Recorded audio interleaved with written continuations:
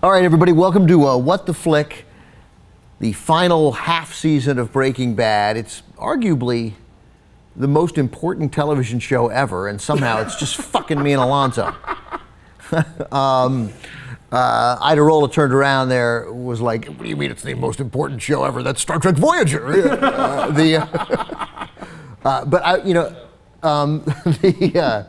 Is that wrong? I think it's, I don't. I mean, as I think about it, I think that The Sopranos obviously. It is part of a wave of important television. I'm actually reading that book, Difficult Men, which is about this whole, the era that sort of began with The Sopranos and The Wire and kind of, is crested with Mad Men and Breaking Bad, and I'm sure probably not ending anytime soon. Doesn't seem like it's ending anytime soon. So this is what, season 5, episode 9, are we going to say? Or I guess. It feels like season 6, episode 1. 5B1, who the hell knows? Anyway, Blood Money is the episode. Here's an interesting nugget you'll appreciate. It turns out that whole thing about nobody washes a rental car is a Larry Summers line. Is that right? Yeah, in a speech he made about like the private property rights or the importance of ownership regulation or something. Well, it's very cool that Larry Summers gets a line from a speech that he gave into an incredibly cool show, but he's still a douchebag. Well, yeah, no one's questioning that.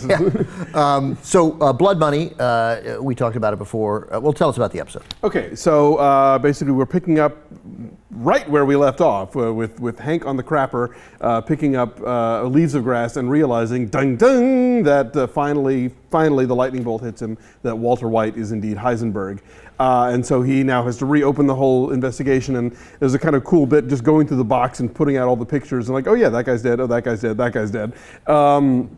And he's putting it all together. Meanwhile, Walt is now annoying Skyler as her second in command in the car wash with ideas about where to put the air fresheners and hey, let's open a second location. Lydia pops up and needs him back in the lab because the meth is getting less pure and he's like, I'm out of it, and Skyler tells her to F off.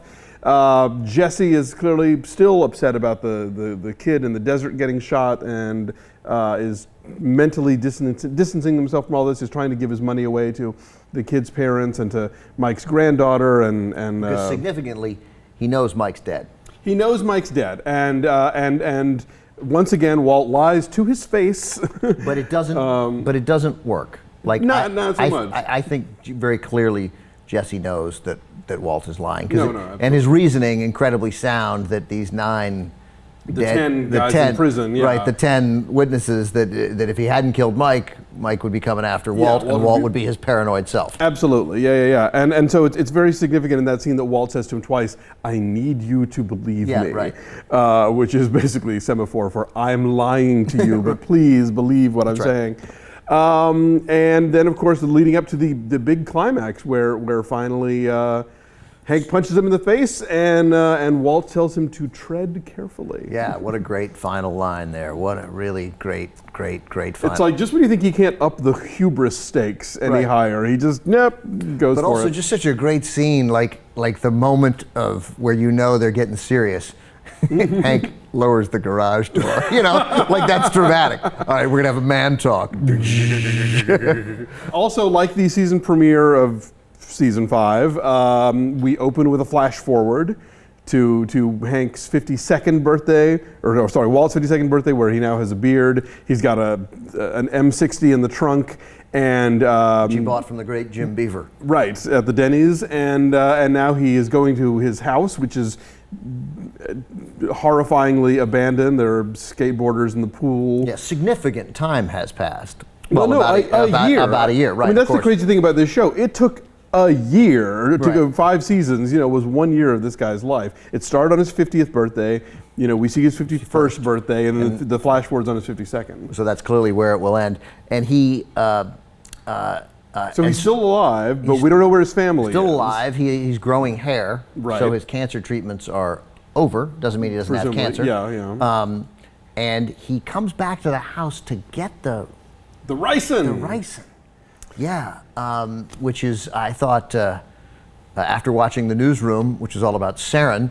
Yeah, I know, that's true. There's been a lot of gases going on. It was, I'm curious, because of course you think he's going there for some hidden money or something. Sure, I didn't, like you the know, crawl space where right, they I still didn't had think it some. through that the money was all in the locker. But at that point, I didn't. I mean, as soon as you see him go for the light fixture, you know he's going for the ricin. So he needs it. Obviously, he's set to kill somebody. On somebody, yeah. Right, and you think, is it Jesse? It was really, who knows? It was really that scene. Skyler could be anybody. Anybody, yeah, exactly. There's no shortage of Walt even. It's eerie to see him go through that house that we've gotten to know so well over the years, wrecked and abandoned and graffitied. Somebody who's painted Heisenberg, so obviously he's either been outed or something. But we know he's been outed because of Carol, the neighbor. The wonderful moment that we see the neighbor. That was great. And then 2 minutes later, hey Walt. yeah, that was really great TV, man. But no, him going through the house reminded me of the nightmare sequence in It's a Wonderful Life. when he's in Pottersville and he goes to their house and it's back to being a ramshackle dump, and he's it kind of gave me the chills. That was a great moment. I mean, I guess that a little praise goes away from them because technically it's the middle of this other season, but what a great premiere. Oh yeah. I mean, as a season premiere goes, I love that they, at exactly the moment where the viewer would have had trouble tolerating this notion that, does Hank know? Is Hank going to find out? Does Walt know that Hank knows? Is Walt worried that Hank knows but Hank doesn't know? They were just like, cards on the table. No, fuck that. We figured it out. Yeah. Right. We're not messing with you anymore. Right. The cast knows what you know. Mm-hmm. Largely, obviously, a couple other things But even with Jesse and Walt regarding Mike, like, Jesse doesn't have the facts, but he knows. He knows in his gut. Well, and the creepy thing also is, Skyler knows that Walt was a meth dealer and a meth cook and all that stuff, but Hank knows everything that Heisenberg has done. That's right. So he knows about the dead prisoners. He knows about Gus Fring and the explosion at the Volkswagen, Hector, the fire at the lab. I mean, all the stuff that Walt has pulled off that has dragged his own soul to hell. Hank is now completely privy to. How do they know? This is not important because I'm sure there's an answer. So it's the kind of, I'm trying to grow as a viewer to where if I can't answer a question, I can say, I'm sure there is an answer. It's okay that I don't know it. How does the law enforcement community know that the kid killed in the desert is related to the meth world? They don't.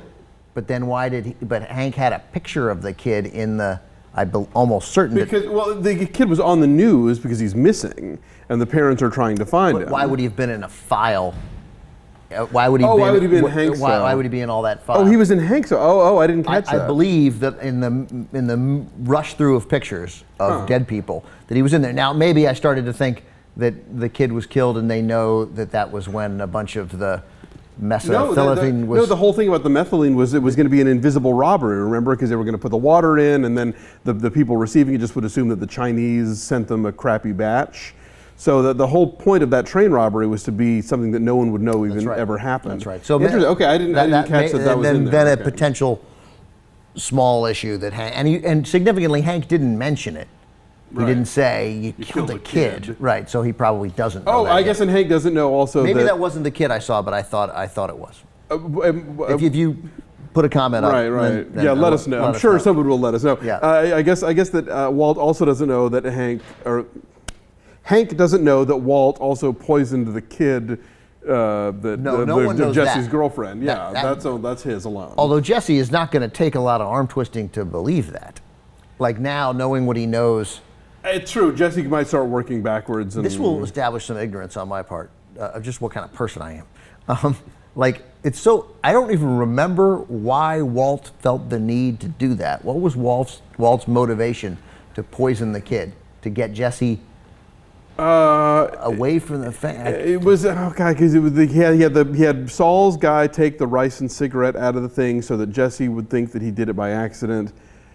I think it was to get him back in to get his allegiance back. To make Jesse think that he'd done it, so that Jesse would be like, I'm not fit to be around this family.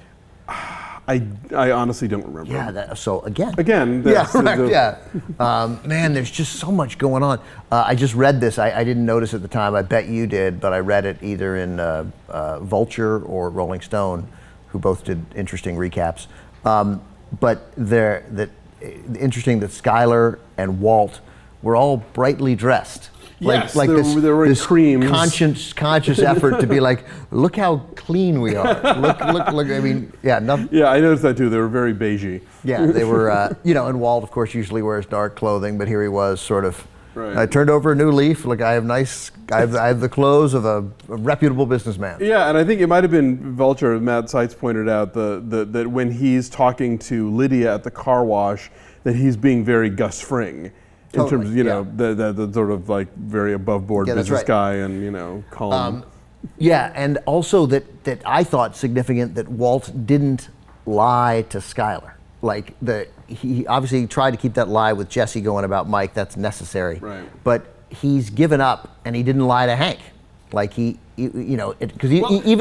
very shrewdly with Hank. I think it was Julie Bowen who pointed this out on Talking Bad last night. If you replayed that conversation in a court of law, there's nothing he actually says that is damning. No, but he's prepared to let Hank know that it's true. And even when he says, "Look, I have cancer," let's just drop it. Right.